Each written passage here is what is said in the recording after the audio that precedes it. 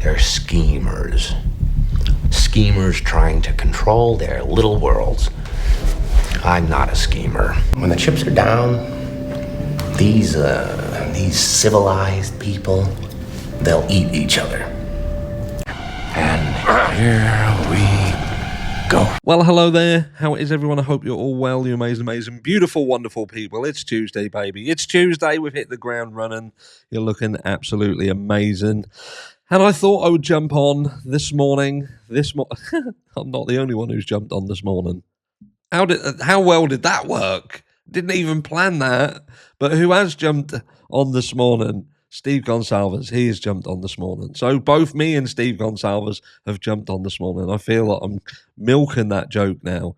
Did you like the new intro? Let me know down below. If you did, it will stay. If you didn't, it won't. Actually, I'll probably just let it stay anyway, because who am I to be dictated to?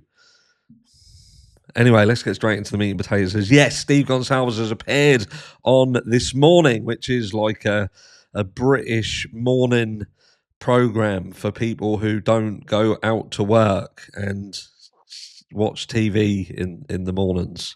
And yes, and watch people on the sofa have a chat. But yes, he has gone on to this, and we're going to go over it. Now, you know the drill. When we play stuff like this, we have to periodically stop it and offer commentary over the top, or we will get struck down with furious anger, and we don't want none of that. But let's see what he says, because I get the feeling that Steve Goncalves is potentially going to reluctantly understand that it's now the YouTube sleuths, if you like. And look, I don't put myself in so much of a sleuthing category. I just react to what is brought out into the public space and offer it either credence or no credence. And look, the Idaho 4 case is a mess. It's a mess. And if you don't feel that it's a mess, then you're not paying attention. And we're going to talk about what Steve Goncalves says, because there is just the guy is upset. You know, the guy is upset. Now, I have to turn around and say, look, I wouldn't wish what he's gone through on anybody. But the flip side of that coin is he has positioned himself in a place that there is not a lot of people in power, if you like, that is going to support him. He has been a bit of a mouthpiece for the crime, and it has rubbed certain people up the wrong way. But look, let's talk about it. Let's have a look and see what Stevie G said on This Morning. Goncalves, his 21-year-old daughter Kaylee was tragically one of those 4 students. Steve, thank you for joining us and for bearing with us as well as we got the line up and clear to you. We appreciate your thoughts today. It's been a week since that plea deal has happened. I wonder what your first response was and how your family have been coping over the last week. I feel like we worked our tails off for 2.5 years for a certain moment for our time in court. And the one thing that I will say, right, is like talking about him working his tail off. It weren't really for him to work his tail off. At the end of the day, this is about the investigation of Bryan Kohberger. This is about the law enforcement doing their job initially and making sure that they dot all their I's and cross all their T's, find the perpetrator and, you know, show their evidence to the prosecution, so on and so forth, and go through the process. So when Steve talks about the fact that he has worked his tail off and the family has worked their tail off, this is where it becomes problematic, because the effort that they have put in and the work that they're talking about is potentially detrimental to the actual process itself. Because I must say that their work has largely been around building a community off the back end of this tragedy to offer support to the Goncalves family, which they're entitled to. But that has, in effect, caused this witch hunt situation where at every turn you go, the Idaho 4 is almost become Steve Goncalves versus Bryan Kohberger. And that, I feel, has been problematic in the overall story of the Idaho 4 case. You know, Steve talks about work. This shouldn't have been about them doing work. This should have been about the Idaho State putting in the work, the prosecution putting in the work, the defense putting in the work, not the victims' families putting in any work. What do they need to put in work with or for if the system itself is operating effectively? That's just my tuppence worth there. Anything less than our peers being able to judge what happened was a letdown, and we're trying to wrap our head around the fact that one individual is able to determine what this justice was. And call us naive, but we grew up in a school system that told us that our juries, our peers, would be the ones that told us, decided what was guilty and innocent, and that's not how it worked. And so obviously he's talking about the fact that Bill Thompson is the person who ultimately made the decision. Now, earlier on in this interview, now I'll put the link to this in the description so you can go and watch it, but the guy who they brought on prior to Steve Goncalves coming on made it sound like the prosecution went to Bryan Kohberger with a deal. The flip side of that is there's a lot of chat and a lot of media that are saying that it was the defense that went to the prosecution first, and it would seem that the prosecution then floats this idea to the parents on the Sunday, off the back end of the defense potentially going to the prosecution, and then they just accepted the deal by the Monday. So there still seems to be not absolute clarity on who was the manufacturer of this deal. My understanding is that it was indeed the defense and not the prosecution. But again, if you watch the full the full 13-minute video, then you'll hear them talk about the fact that it was the prosecution. So I don't know what they're talking about there. We weren't prepared for one person to make a decision about something about 4 lives. Mm-hmm. So.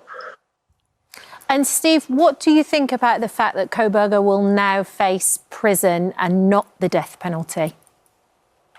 It's pathetic because in America, prison's daycare. It's daycare for adults.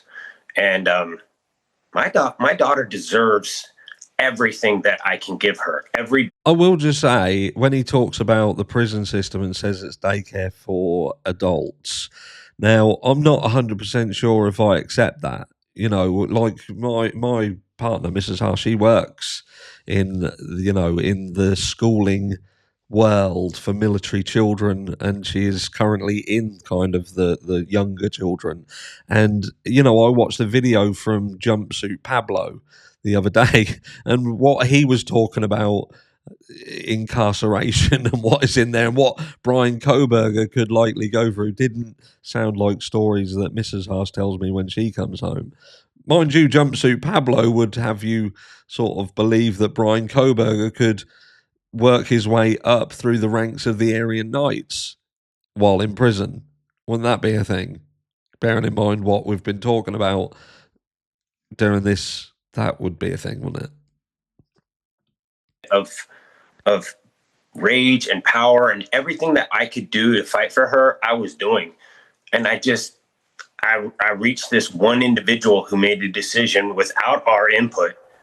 And for me to stand silent and accept that is not who I am. That's not what this family is. We fight for our children. I mean, we're literally talking about life and death.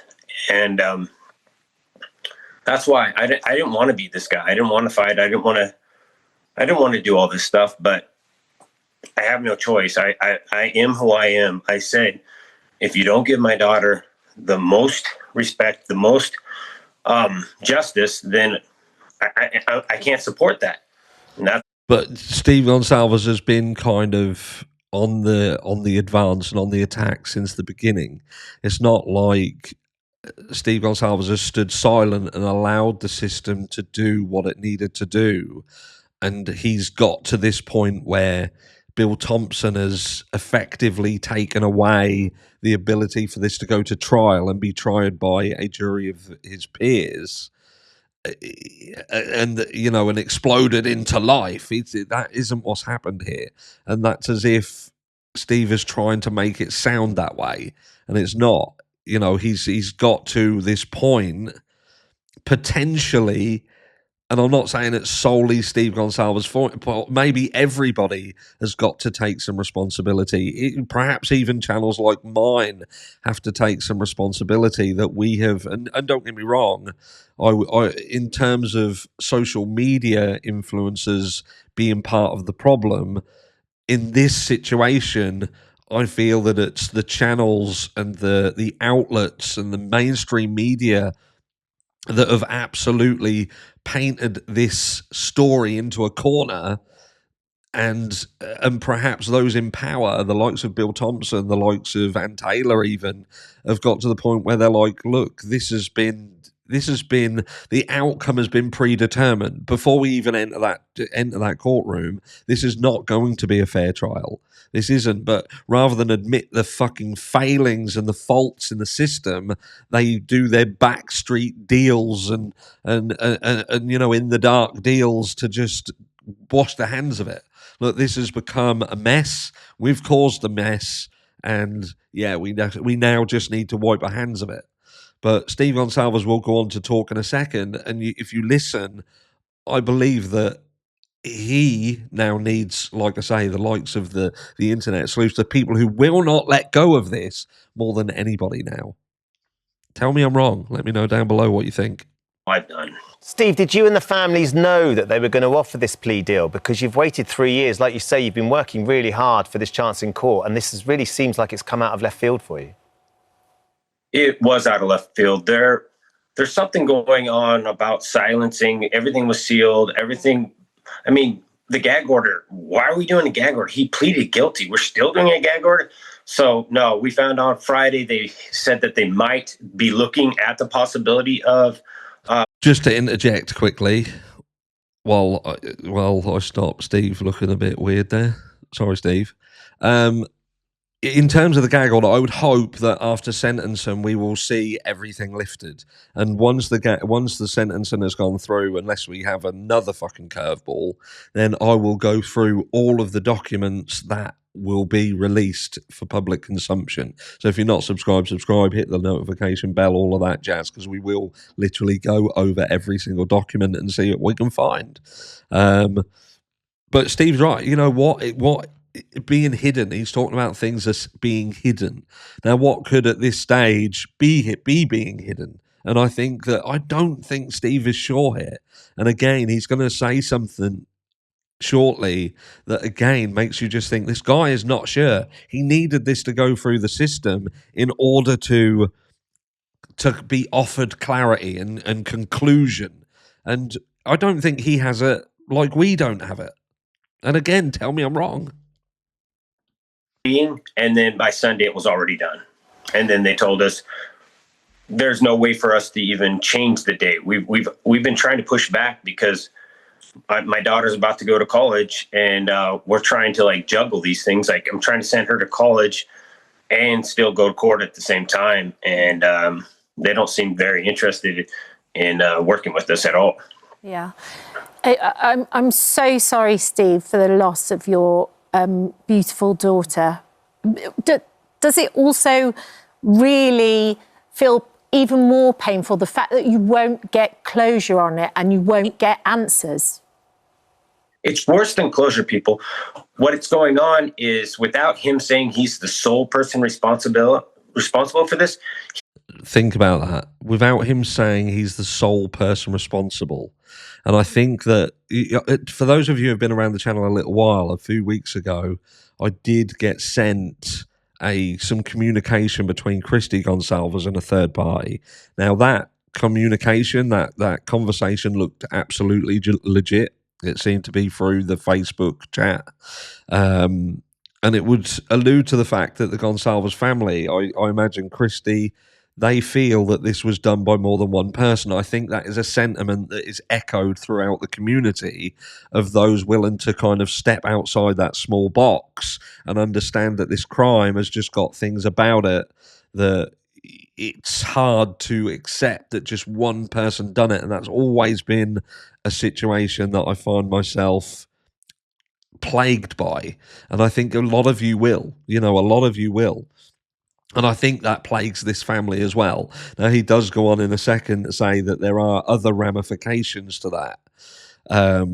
But I think that's the key here. It's about, this should have gone through the system and should have been, the whole thing should have been transparent in order to ascertain exactly what happened, how it happened. And there's little clues, the devil in the detail, like Steve Goncalves wanted Bryan Kohberger to physically go through what had happened and how these things, all the gory details, the gruesome details. And I think there was an element of that again, Steve Goncalves wanted to know that Bryan Kohberger, if he's the person who did it, that he is the person who solely did it.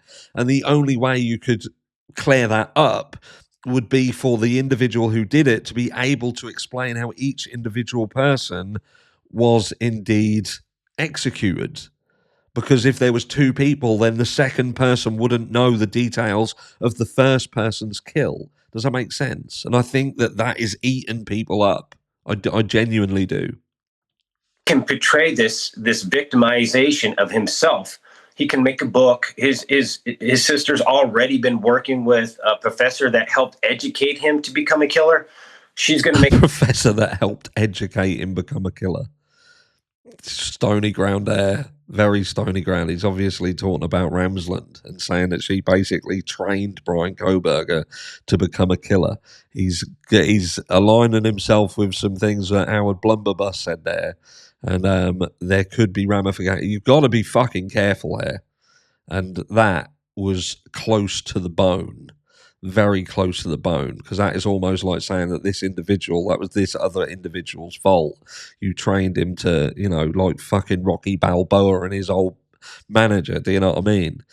But yeah.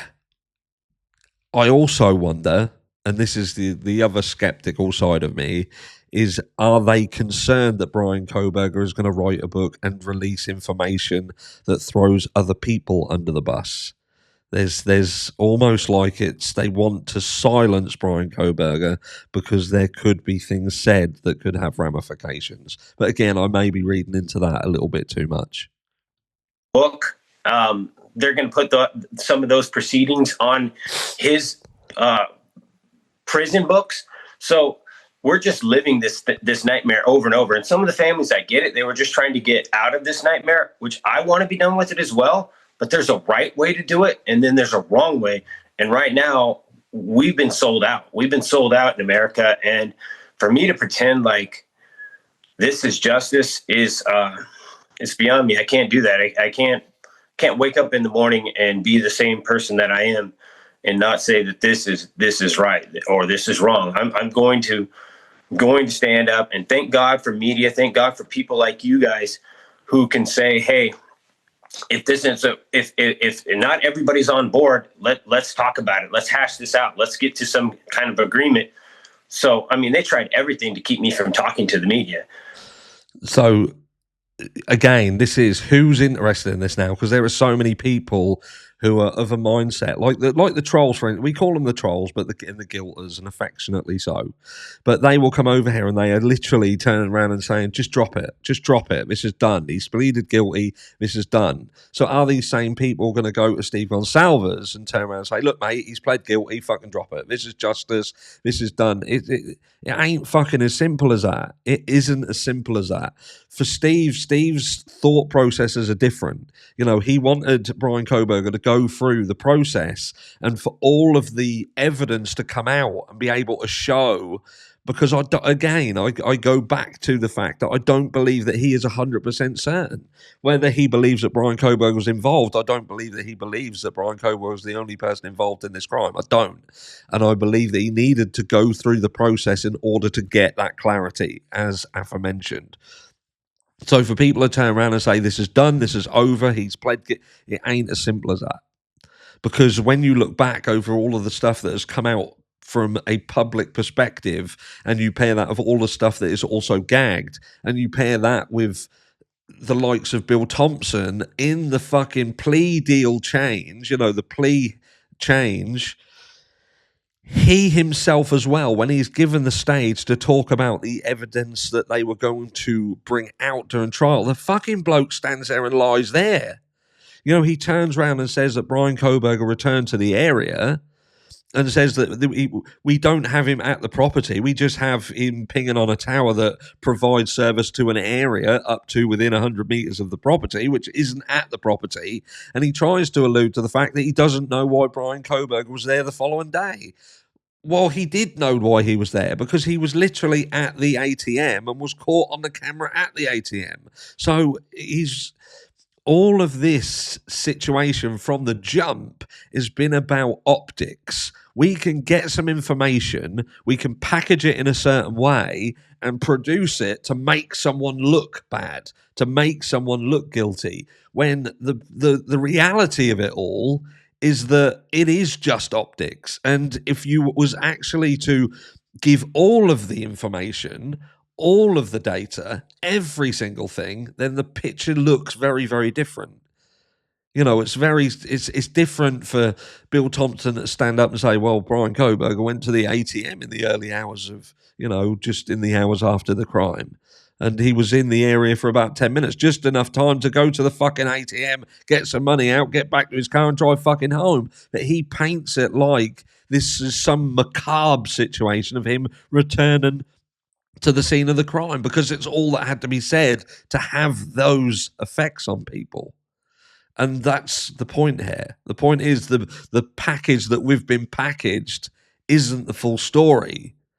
And it then leaves you with a bit of taste in your mouth, because you're then thinking, well, why did Idaho decide not to execute? Is it because they had a weak-ass case? And then you think, well, why did Ann Taylor then? Why did she allow a plea deal on a case that is built on a load of shit? And then you think, did Bryan Kohberger just sack the towel in? Did he really just jack it in? What, after 2.5 fucking years of battling, within a few weeks of trial, he just decided to kick it all in when he must have seen what the case was? I don't get it. I don't understand. Maybe it was a stronger case and he wasn't willing to take the punt.